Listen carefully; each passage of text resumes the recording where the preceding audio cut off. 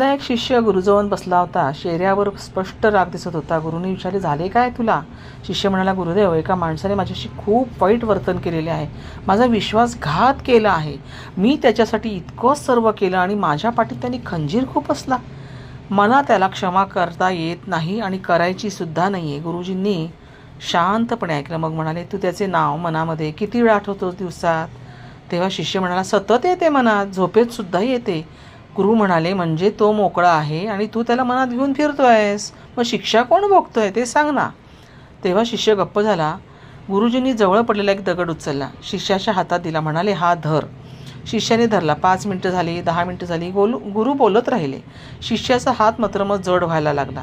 गुरु म्हणाले, आता कसं वाटतंय रे? शिष्य म्हणाला, काय आहो गुरुजी, माझा हात दुखायला लागला, दगड जड वाटतोय आहे.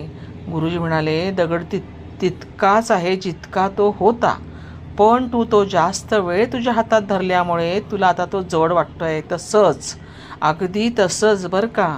राग असाच असतो. त्या माणसाने जे केले ते एक क्षणच होता रे, पण तो क्षण तू मनामध्ये इतका धरून ठेवलेला आहेस ना, की त्या क्षणामुळे तुझं मन जड झालं आहे. तुला प्रचंड थकवा येतो आहे. ठेव तो दगड खाली आता. शिष्याने दगड खाली ठेवला. हात हलका झाला. गुरु म्हणाले, क्षमा म्हणजे त्याने केलेल्या चुकीची शिक्षा नव्हे. असं म्हणजे त्यांनी चूक केली म्हणून नाही.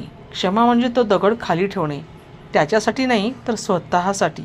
शिष्य म्हणाला, परंतु गुरुदेव, क्षमा केली तर तो माणूस सुटतो असे वाटते. मग न्याय कोण देणार? गुरु म्हणाले, अरे, न्याय तू देणार नाहीस बाळा, आणि देऊ शकतही नाहीस. कारण कर्माचा हिशोब वेगळा असतो. तो कुणालाच चुकत नसतो आणि कुणाचा राहतही नसतो. कर्म त्याला भोगावंच लागतं. ज्याने वाईट केले ना, त्याला त्याचे फळ मिळणारच. अगदी 100% मिळतं बरं का. त्यासाठी तू मध्ये उभं राहण्याची गरज नाही आहे रे. तू मध्ये उभं राहिलास तर तुझाच वेळ वाया जाईल, तुझीच शांती जाईल. शिष्याने विचारले, मग क्षमा करायची कशी? मनाला सांगितलं तरी मन ऐकत नाही ना. गुरु म्हणाले, एकाच गोष्टीने क्षमा येते. त्या माणसाकडे एकदा वेगळ्या नजरेने बघ.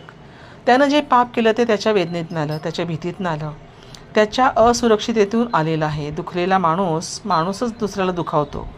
तो सुखी असता तर त्याने असं केलं असतं का? हे जाणलंस ना की मग राग कमी होईल, कीव येईल आणि मग क्षमासुद्धा करता येईल. शिष्य काही वेळ शांत बसला. म्हणाला की घट्ट बांधलेली गाठ आहे ती थोडी सैल होत होती. आणि गुरु पुढे म्हणाले, आणखीन एक सांगतो, जे लोक आपल्याला दुखावतात ते कधीकधी आपले सर्व मोठे शिक्षक असतात. आपल्यातील कमकुवतपणा ते दाखवतात, आपली परीक्षा घेतात, आपल्याला घडवतात. त्या माणसाने तुला विश्वासघात केला, परंतु तुला कळले की त्या माणसावर अवलंबून राहणं धोक्याचं आहे. आता तू परमेश्वरावर अवलंबून राहशील. हे त्याने त्याच्या दुःखाने तुला शिकवले की नाही? मग त्यासाठी तू त्याचे आता आभारच मान. शिष्याने डोळे उघडले. त्याच्या चेहऱ्यावर राग ओसरला होता. तो म्हणाला, गुरुदेव, आभार मानणे जड आहे, परंतु दगड खाली ठेवणं जमेल. गुरु हसले आणि म्हणाले, तेवढेसुद्धा पुरेसे आहे बाळा. दगड खाली ठेवलास की निदान तुझा हात तर मोकळा होईल नाही का? मोकळ्या हाताने देव धरता येतो, बंद मुठीत देव मावत नाही.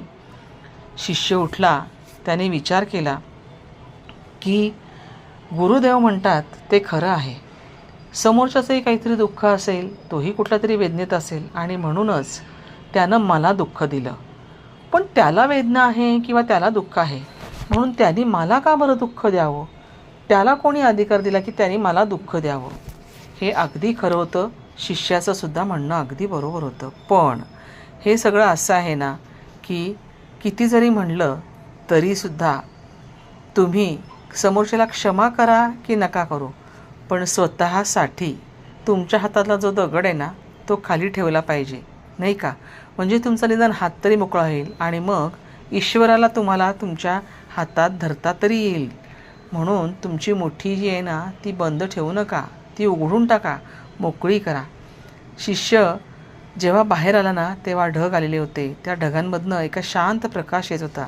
त्यानं दीर्घ श्वास घेतला. किती मोकळं वाटलं त्याला. तो दगड त्यांनी खाली ठेवला होता. हात रिकामा झाला होता आणि त्या रिकाम्या हाताने त्याने मनातल्या मनात दत्त महाराजांना स्पर्श केला. तो स्पर्श कधी इतका जवळचा वाटला नव्हता, इतका तो त्या दिवशी मात्र त्याला छान जवळचा वाटला. भक्त हो, असंच आपलंसं काही होतं बरं का. तेव्हा मनाने तुम्ही क्षमा करा की नका करू, पण निदान हातातला दगड तरी खाली ठेवा बरं का. श्री स्वामी समर्थ.